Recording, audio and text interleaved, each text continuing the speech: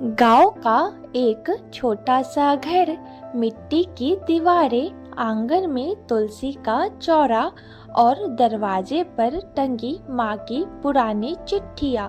कहते हैं माँ वो होती है जो बेटे की चुप्पी भी पढ़ लेती है, लेकिन जब बेटा बड़ा होकर दुनिया की भीड़ में खो जाता है तो माँ की आंखें चिट्ठियों से बात करने लगती है। माँ पूजा खत्म कर रही है। माँ गीता देवी दिए रखते हुए भगवान से बोलती है, हे भगवान, मेरा बेटा रोहित शहर में ठीक होगा ना? पिछले महीने से कोई चिट्ठी नहीं आई, फोन भी नहीं करता। अब तो पास वाली पड़ोसन शांता आती है और बोलती है, अरे गीता, तो रोज भगवान से बेटे की बात करती रहती है। अब तो वो बड़ा आदमी बन गया है, कंपनी में काम करता है, इतना व्यस्त होगा तभी नहीं लिख पाता है वो चिट्ठी। माँ मुस्कुराते हुए पर आंखें नमी से बोली, हाँ संता, पर माँ तो माँ होती है ना, भले वो बड़ा आदमी बन जाए, पर मेरे लिए तो वही छोटा सा रोहित है जो बिना दूध पिए स्कूल कभी नहीं जाता था। वो पुराने बक्से से एक पुरानी चिट्ठी निकालती है और बोलती है, देख, ये उसकी पहली चिट्ठी थी। लिखा था, माँ, मैं यहाँ बहुत खुश हूँ, लेकिन तुम्हारी रोटियों की खुशबू याद आती है। बस तब से मैं हर दिन नई चिट्ठी का इंतजार करती हूँ। रोहित थके हुए सहकर्मी से बोलता है, यार, मम्मी का फोन फिर मिस हो गया, इतना काम है कि सांस लेने का टाइम नहीं मिलता।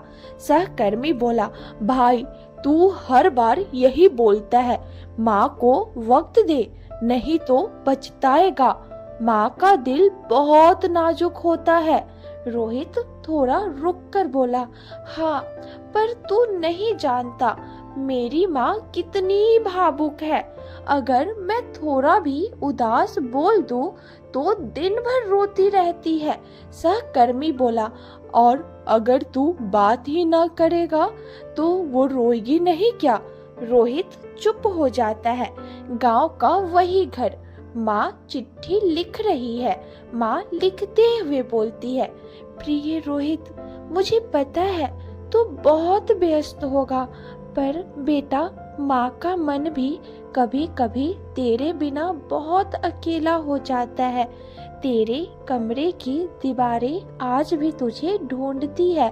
कभी फुर्सत मिले तो आ जाना, तेरी पसंद की खीर बनाऊंगी, तेरी माँ। वो चिट्ठी भेज देती है।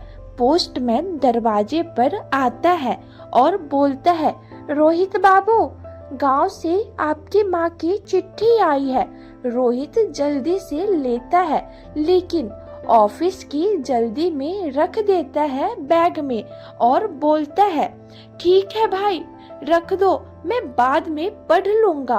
वो भूल जाता है। बैग में वो चिट्ठी पड़ी रह जाती है। हफ्तों तक गांव में माँ खांसती हुई बिस्तर पर बैठी है। शांता देवी बोलती है, गीता, तुझे डॉक्टर को दिखाना चाहिए, तू कमजोर होती जा रही है। माँ बोलती है, नहीं शांता, कुछ नहीं हुआ, बस थोड़ा थक गई हूँ। शायद रोहित का चेहरा देख लो तो सब ठीक हो जाएगा। वो धीरे धीरे भगवान की मूर्ति की ओर देखती है। माँ बोलती है, हे भगवान, मेरा बेटा खुश रहे, बस एक बार उसकी आवाज सुन लूं।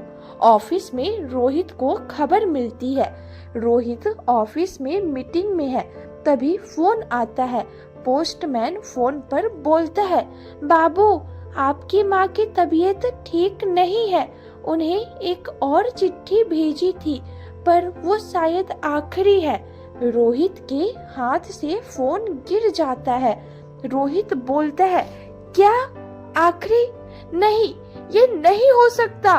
वो बैग खोलकर पुरानी चिट्ठी निकालता है जो उसने कभी खोली ही नहीं थी। धीरे धीरे वो चिट्ठी खोलता है। उसकी आंखें नमी दिखाता है। माँ की आखिरी चिट्ठी। प्रिय रोहित, जब तू छोटा था ना, तो तू हर बात पर मेरे गोद में सर रखकर सोता था। आज तू दूर है, पर मुझे लगता है तेरी परछाई अब भी मेरे कमरे में घूमती है।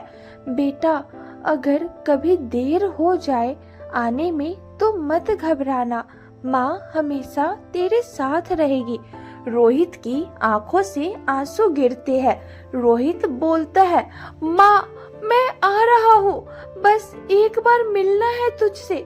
रोहित तेज बारिश में बस से उतरता है, भीगता हुआ गांव की गलियों में भागता है। वो हांफते हुए बोलता है, माँ माँ कहाँ हो? घर के बाहर लोग जमा है, भीतर शांति है। माँ बिस्तर पर मुस्कुराती हुई सोई हुई है, हमेशा के लिए। रोहित झुककर उनके पैर पकड़ता है और बोलता है, माँ मुझे माफ कर दो, मैं देर कर गया। बस एक फोन करना था, बस एक बार कहना था आई लव यू माँ, पर मैं वक्त निकाल ही नहीं पाया। आंखों से आंसू गिरते हैं। माँ की चिट्ठी उसके पास रखी है, बेटे की चिट्ठी के माँ का नाम। कुछ दिन बाद वही घर, वही आंगन। रोहित लिखते हुए बोलता है, प्रिय माँ, अब मुझे समझ आया कि माँ का प्यार वक्त नहीं मांगता, बस एक एहसास चाहता है। मैं हर सुबह तेरी याद में दिया जलाता हूँ। तेरी खीर की खुशबू अब मेरी यादों में बसती है। माँ, तू जहाँ भी है मुझे माफ कर देना। तेरा बेटा रोहित। वो चिट्ठी तुलसी के चौरे पर रख देता है और मुस्कुराकर आकाश की ओर देखता है। माँ को वक्त दो, वरना वक्त तुम्हें माँ के बिना जीना सिखा देगा। वो हर रिश्ता भूल सकता है, पर माँ का रिश्ता कभी नहीं। बेटा खाना खा लिया? इस कहानी से हमें ये सीख मिलती है कि जिंदगी की दौड़ में इतना मत भागो कि तुम्हें अपनी माँ की आवाज सुनने का भी वक्त ना मिले, क्योंकि माँ वक्त से नहीं, दिल से जिया करती है। तो दोस्तों, कैसी लगी आपको ये माँ बेटे की कहानी? अगर अच्छी लगी हो तो लाइक, शेयर, सब्सक्राइब जरूर करें और हाँ, बेल आइकन दबाना बिल्कुल ना भूलें। हम आपके लिए ऐसे ही नई नई और अनोखी कहानी लाते रहेंगे। तब तक के लिए अलविदा, धन्यवाद।